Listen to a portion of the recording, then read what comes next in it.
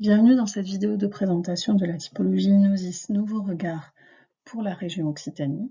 Nous allons détailler dans cette vidéo les résultats de la branche apiculture, équin et élevage particulier. Dans cette vidéo, nous allons parler d'un groupe un petit peu particulier dans lequel on regroupe l'apiculture, les élevages équins hors boucherie, qui eux sont dans la branche herbivore, et les élevages dits particuliers qui regroupent tout ce qui est gibier, escargots, grenouilles, etc.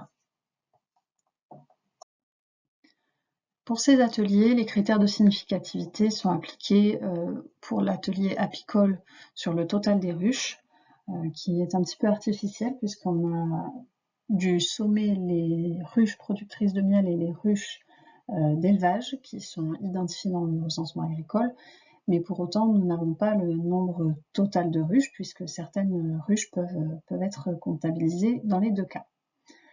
Pour ce qui est des équins, nous avons considéré deux seuils qui permettent de les basculer soit dans la branche herbivore, lorsque les juments éponnettes de trait sont supérieurs ou égales à 5 têtes, soit dans ce groupe-là, lorsque le nombre total d'équidés est supérieur ou égal à 3 et qu'il n'y a pas d'autres productions à côté significatives.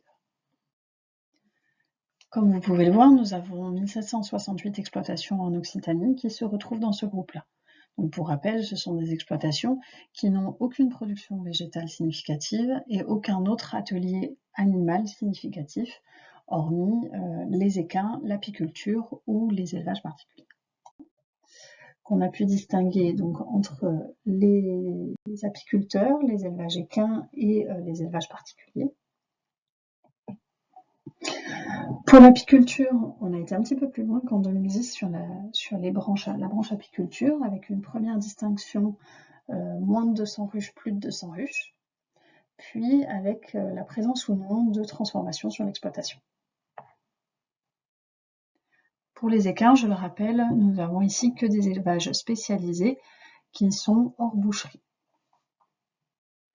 La première distinction sur ce groupe-là se fait donc sur la présence ou non d'une activité de loisir qui est proposée sur l'exploitation.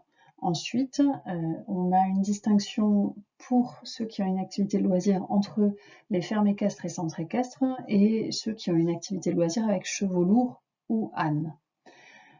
Pour le second groupe, donc sans activité de loisir, on a distingué les élevages de chevaux de selle, de chevaux de course et les élevages spécialisés chevaux lourds et autres équidés. Merci de votre attention, nous avons terminé avec cette vidéo. Je vous invite à consulter les autres vidéos de la playlist pour observer l'ensemble de l'arborescence typologique Inosis.